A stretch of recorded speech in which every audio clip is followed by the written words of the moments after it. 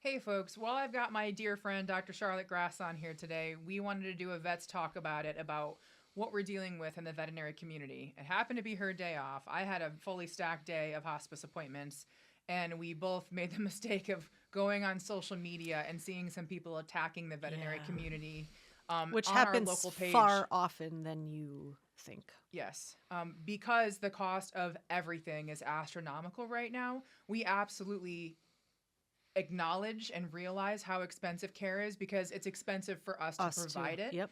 And And there it's was expensive for us to take care of our own pets. absolutely, and there was somebody who made a post quoting costs of spays and neuters in the area at different clinics and then said, "How do you vets sleep at night? You Yeah. should be ashamed of yourselves." Well, I don't sleep at night often because of difficult cases and things where I'm researching and worried. And this one really hit home, and it came from someone that just doesn't know what being a veterinarian is like, apparently. And those kind of things really hurt. If yeah. you're upset with your vet or don't like the way something went, don't go to social media. Call, ask to speak to the manager, talk respectfully, Mhm. and just say, hey, this is my concern. Having an open conversation is great, but going to social media and bashing veterinarians An or any entire business for community that of matter. people. Yeah. And we had a colleague.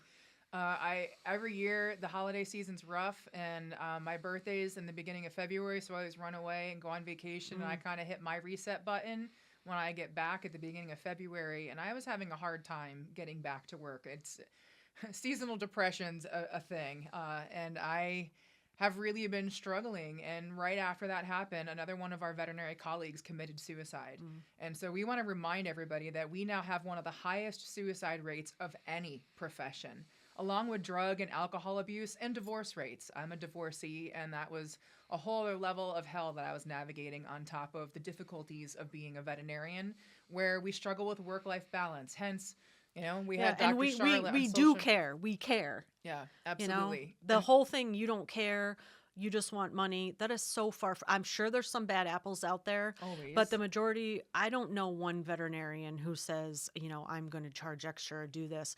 The amount of charges that we leave off just because we want you to be able to afford something, it's difficult for us. Yeah. We don't control the costs a lot of times, and, we should just all get a little bit better Yeah. at being kind to one another. Difficult conversation does not need to be a confrontation, and we've lost the art of following up when there's something that's upsetting us or Hmm. concerning us. In a And respectful way. yeah, and one little victory was while we were defending ourselves and our veterinary colleagues, this person did have a change of heart and realized, like, oh, and removed the "how do you sleep at night? You should be ashamed of yourselves" part. But the damage was done. Mm. It was really It bothered upsetting. me all day. It's bothering us so much that we Yeah. had to address it Yeah. today. So um, understand that veterinarians, we are not the ones who are driving the cost of quality care. Private equity had an opportunity Mhm. to come on in and scoop up independently owned veterinary practices, and that opportunity was made possible because of people bashing us online, Mhm. suing us into submission for punitive damages, and then filing board complaints against our medical boards.